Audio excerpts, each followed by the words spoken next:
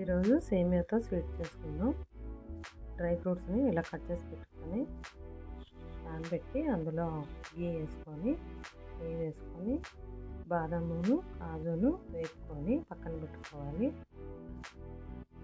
బాగా రోస్ట్ అయిన తర్వాత తీసేసి అలా ప్యాన్ పెట్టి మళ్ళీ అందులో కొంచెం నెయ్యి వేసి ఒక కప్పు సేమియాని వేసి గోల్డెన్ కలర్ వచ్చేదాకా వేయించుకోవాలి.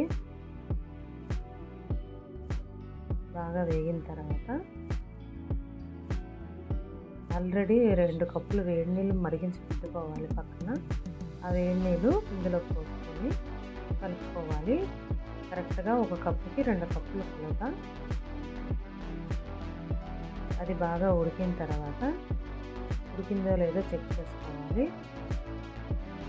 ఇంకొంచెం ఉడకాలి. ఎటువంటి కలర్లు గట్టా వేయకుండా చేసుకుంటే బాగుంటుందండి. 1 కప్పుకి 1/2 కప్పు షుగర్ సరిపోతుంది. షుగర్ వేసుకొని తర్వాత ఇలాచీ పొడి కూడా వేసుకొని కలుపుకోవాలి. ఇలా కలుపుకొని రోస్ట్ చేసుకున్న డ్రై ఫ్రూట్స్ని వేసుకొని ఎంతో రుచిగా ఉంటుంది స్వీట్. దేవుడికి ప్రసాదంగా కూడా పెట్టుకోవచ్చు.